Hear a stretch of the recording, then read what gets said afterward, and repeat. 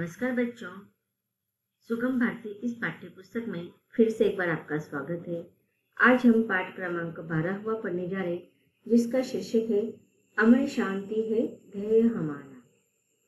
अमन शांति है ध्येय हमारा, यह एक कविता है और इस कविता का यह सेशन क्रमांक पहला है। चलिए बच्चों, सब लोग पाठ्य पुस्तक निकालेंगे और पाठ्य पुस्तक के द्वारा हम इस कविता को विस्तार से पढ़ेंगे और समझेंगे। पाठ क्रमांक 12, अमन शांति है ध्येय हमारा। यह एक कविता है और इस कविता के कवि है दिनेश कुमार पांडे व्यथित। कविता को विस्तार से समझने से पूर्व हम कविता का सबसे पहले संक्षिप्त परिचय जान लेते हैं। प्रस्तुत कविता के माध्यम से कवि दिनेश कुमार पांडे व्यथित, इन्होंने देश की प्रगति और विकास की चर्चा की है। कवि का कहना है कि हम भारतवासी विश्व को जीतने की आकांक्षा नहीं रखते, हम केवल अपनी आज़ादी को बरकरार रखना चाहते हैं। भारत ने कई नई खोजें तो की है, साथ ही संपूर्ण विश्व के सामने अपनी कुशलता का परिचय दिया है। आज़ादी से पूर्व ही नहीं बल्कि आज भी हम इसके लिए त्याग और बलिदान कर सकते हैं। जब हमने पोखरण में परमाणु परीक्षण किया था तो सारा विश्व आश्चर्यचकित हो गया था, हैरान हो गया था। हम आज भी उन शहीदों को याद करते हैं जिन्होंने देश को आज़ाद कराने के लिए अपने प्राणों की आहुति दे दी। भारत में अनेक प्रकार की जातियाँ तथा भाषी है तथा विभिन्न धर्म संप्रदाय विद्यमान है, फिर भी हम कभी टूट नहीं पाएंगे। भारत के प्रत्येक जन में देश के प्रति गर्व तथा स्वाभिमान भरा है। आदिकाल से न जाने कितने लोगों ने भारत पर राज्य किया है, किंतु वर्तमान में हम विशुद्ध हो चुके हैं। यहाँ का मानव अब महात्मा बुद्ध की तरह तटस्थ बन चुका है। अमन शक्ति यही केवल हर भारतवासी का ध्येय है, इसीलिए वह कहता है कि अमन शांति है ध्येय हमारा। तो बच्चों, इस कविता का संक्षिप्त सार या परिचय हमने देखा। अब कविता को हम विस्तार से पढ़ेंगे और समझेंगे। सबसे पहले हम कविता का सस्वर वाचन कर लेते हैं, उसके बाद हम कविता के एक एक काव्यांश को विस्तार से पढ़ेंगे और समझेंगे। विश्व विजय तो नहीं चाहता, अमन शांति है ध्येय हमारा। आजादी को कायम रखना सिर्फ यही उद्देश्य हमारा।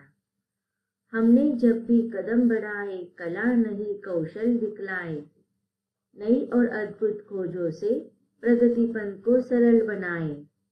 त्याग बलिदान सिखाता, लहर लहर कर झंडा प्यारा। विश्व विजय तो नहीं चाहता, अमन शांति है ध्येय हमारा। अखिल विश्व भी चकित हो उठा, पोखरण परीक्षण को निहार। वैज्ञानिक दल सफल हुआ जब देश में आई खुशी अपार। धरा गगन युग युग से करते, अमर शहीदों की जयकारा। विश्व विजय तो नहीं चाहता, अमन शांति है ध्येय हमारा। बांट न पाएगा हम सबको जाति धर्म भाषा का बंधन। विविध भांति के फल फूलों से हरा भरा है अपना नंदन। स्वाभिमान का दीप जलाकर जनमानस करता उजियारा। विश्व विजय तो नहीं चाहता, अमन शांति है ध्येय हमारा। आदिकाल से चलता आया परिवर्तन अब शुद्ध हुआ। विपदाओं की प्रखर ज्वाल में दबकर मानव बुद्ध हुआ है। विविधा में एका की माला, गुंद गुंद कर रूप सवारा। विजय विश्व तो नहीं चाहता, अमन शांति है ध्येय हमारा। अब कविता के पहले काव्यांश को हम विस्तार से पढ़ते हैं। कविता का पहला काव्यांश है, विश्व विजय तो नहीं चाहता, अमन शांति है ध्येय हमारा। आजादी को कायम रखना सिर्फ यही उद्देश्य हमारा। हमने जब भी कदम बढ़ाए, कला नहीं कौशल दिखलाए, नई और अद्भुत खोजों से प्रगति पंथ को सरल बनाए। त्याग और बलिदान सिखाता, लहर लहर कर झंडा प्यारा, विश्व विजय तो नहीं चाहता, अमन शांति है ध्येय हमारा।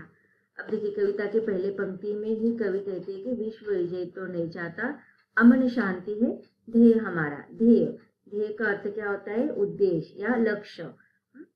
अमन शांति, अमन का अर्थ क्या होता है?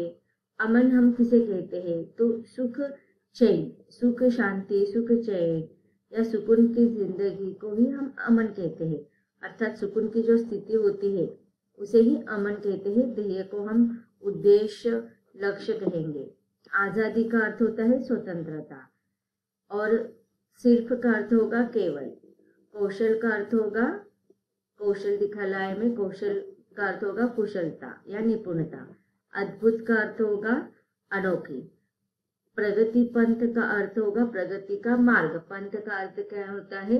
मार्ग, राह, रास्ता। प्रगति का अर्थ होता है विकास या उन्नति। तो प्रगति पंथ का तात्पर्य हुआ उन्नति का या विकास का मार्ग या उन्नति का रास्ता।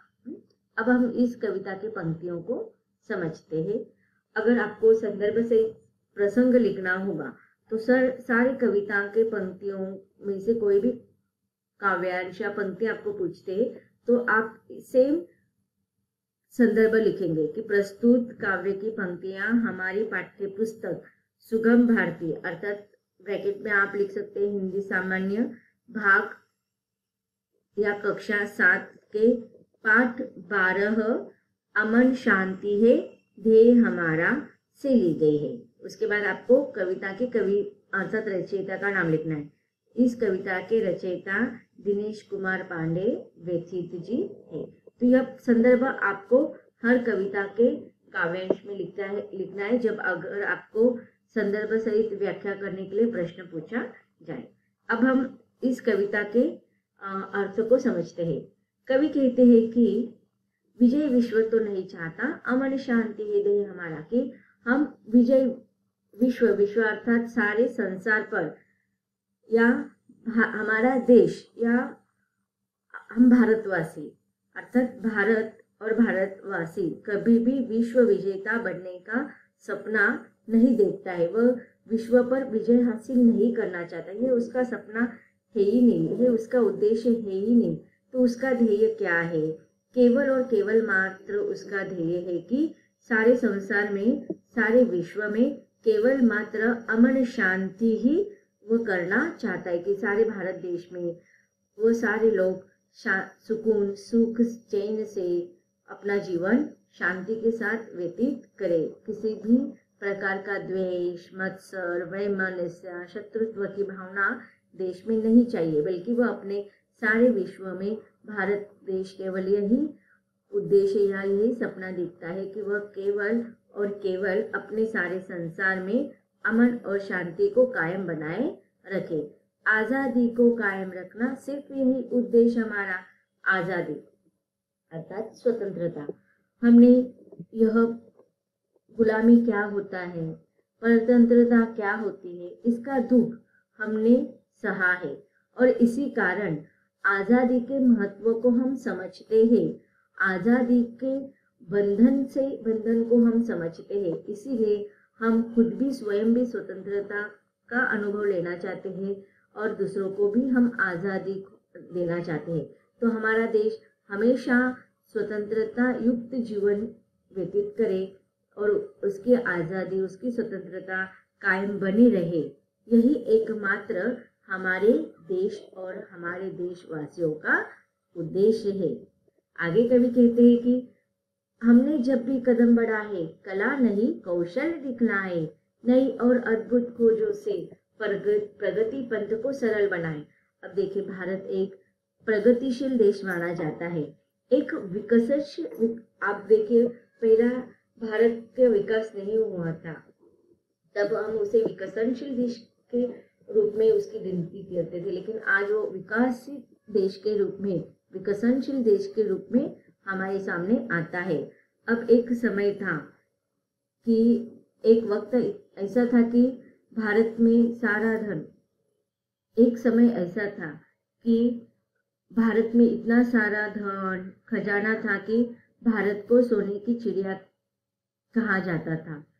बाहर के लोग यहाँ पर आते थे, बहुत सारे पैसों को इकट्ठा करते थे, खजाना इकट्ठा करते थे और अपने देश में जाकर अपने देश को धनवान बनाते थे। लेकिन भारत ने कभी भी किसी भी देश पर अन्याय नहीं किया है। उसने हमेशा अन्य देशवासियों को, अन्य प्रांतवासियों का स्वागत किया है और अपने और जो भी है वो सारे दूसरों को वो देने का प्रयत्न करता रहता है। अर्थात भारत की जो संस्कृति मानी जाती है वह सभ्यता और समन्वय की संस्कृति मानी जाती है कि उन्होंने हमेशा दूसरों को अपने देश में समन्वय करके लिया है। हमने जब भी कदम उठाए, लेकिन जब भी भारत पर कोई भी आंच आई तो उसने अपने हित के लिए हमेशा प्रगति के कदम उठाए हैं और इस प्रगति करते समय, इस विकास की ओर बढ़ते समय उसने कई सारे कलाओं को, निपुणताओं को, कौशलता को दिखाए। अगर हम देखते हैं हमारे भारत के इतिहास को पढ़ते हैं तो हमारा इतिहास जो है बहुत संपन्न और समृद्ध माना जाता है। उसमें अलग अलग कलाएं, कौशल्यों से भरा हुआ है। देखो, चित्रकला है, स्थापत्य कला है, वास्तुकला है, मूर्ति कला है, स्तूप कला है और अलग अलग साम्राज्य के युग में, चाहे वो सिंधु कला हो, वैदिक कला हो, मौर्य कला हो, वैदिक कला हो, हर स्थिति में, हर शासन काल में भारत ने अपने विभिन्न कलाओं को ही नहीं बल्कि अपनी कौशल्यताओं में निपुणता होकर दिखाए हैं। यहाँ पर भारत में नई और अद्भुत खोजों से भारत ने क्या किया है, अपना मार्ग खुद चुना है और खुद प्रगति के पथ पर, खुद विकास के मार्ग पर वो सरल मार्ग पर चलता रहा है। उसने कभी भी किसी पर आक्रमण करते समय उस पर अन्याय नहीं किया है। जब सामने वाले शासकों ने देश की तरफ बुरी नजर से देखा है तो उस समय भारत ने भी अपने कदम पीछे नहीं हटाए। वो खुद का विकास करता रहा है और उस विकसित मार्ग पर उसने अद्भुत संशोधन किए हैं, अद्भुत खोज किए हैं। अगर हम देखते हैं इतिहास में, हमने देखा अगर उस समय आदि मानव ने अगर अपना खुद का विकास करते समय ना उसने जंगल का त्याग किया होता तो न कृषि संस्कृति की निर्मित होती, न केवल अग्नि की खोज की, पहियों की खोज की। धीरे धीरे वो अपने प्रगति के मार्ग पर आगे बढ़ा और इतने अद्भुत खोज की निर्मित उन्होंने की है कि आज अन्य देशों में भारत का सर्वोच्च स्थान माना जाता है और आदर और सम्मान के साथ भारत का नाम लिया जाता है। तो जिस प्रकार भारत एक प्रगतिशील राज्य है जिसमें कला और अद्भुत खोजों का संगम पाया जाता है। अगली कविता की पंक्ति में कवि कहते हैं कि त्याग और बलिदान सिखाता, लहर लहर का झंडा प्यारा, विश्व विजय तो नहीं चाहता, अमन शांति ये देह हमारा। अब देखिए, जब हमारे देश ने गुलामी को सहा है, परतंत्रता के दुख को उसने सहा है, तो उस समय देश को आजाद देने के लिए जिन क्रांतिवीरों ने, जिन देशभक्तों ने अपने जीवन का बलिदान कर दिया है, जिसने अपने जीवन का त्याग कर दिया है, वह त्याग, वह बलिदान हमें हमेशा स्वतंत्रता के महत्व को सिखलाता है और अपनी आजादी का झंडा हमेशा हमारे देश में हर स्थिति में लहराया गया है। भारत की मिट्टी ही ऐसी है जो हमें त्याग और बलिदान से ओतप्रोत करती है। हमारा प्यारा तिरंगा हमें गर्व कराना हमेशा सिखाता है। तो बच्चों, अब तक हमने कविता में भारत की विशेषताओं का वर्णन, बखान पढ़ते समय हमने भारत की वैज्ञानिक प्रगति का वर्णन भी पढ़ा और उसे समझा। आगे भी कवि हमें भारत की विशेषताओं का उल्लेख करते हुए इस कविता को हमें देश प्रेम की तरह देखने की सलाह देते हैं। आगे भी हम इस कविता को विस्तार से पढ़ेंगे, लेकिन इसके अगले सेशन में। धन्यवाद।